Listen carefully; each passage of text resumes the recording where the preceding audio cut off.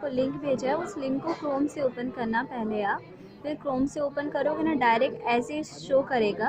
फिर यहाँ पे आपको कंटिन्यू टू वीडियो रिकॉर्डिंग रहेगा, उस पर क्लिक करना है। उस पर क्लिक करने के बाद आपको इंग्लिश में चाहिए, हिंदी में, अगर सपोज़ आपको हिंदी में चाहिए तो हिंदी में क्लिक करके आपको हिंदी में आ जाएगा। फिर आप कंटिन्यू करोगे। कंटिन्यू करने के बाद ये नीचे जाके देखिए, यहाँ पे स्टार्ट रिकॉर्डिंग का ऑप्शन है, यहाँ पे क्लिक करना है आपको, फिर ओके करना है। एंड फिर यहाँ पे लिखा है कि आपको आपका पहले नाम बोलना है, व्हाट इज़ योर नेम, जो आपका नाम है वो बोलिए। फिर नेक्स्ट कीजिए। फिर have you applied for E sign, तो आपको यस बोलना है। फिर नेक्स्ट करना है। नेक्स्ट करने के बाद आपको थर्ड बोलेगा कोड। देखिए यहाँ पे कोड है, वैसे ही आपको कोड दिखेगा, तो ये कोड बोलना है, जैसे 617 ऐसे। फिर नेक्स्ट करना है। आपको आपका पैन कार्ड शो करना है, आगे साइड का जो पैन कार्ड है वो आपको दिखाना है इस पर। फिर नेक्स्ट करना है आपको।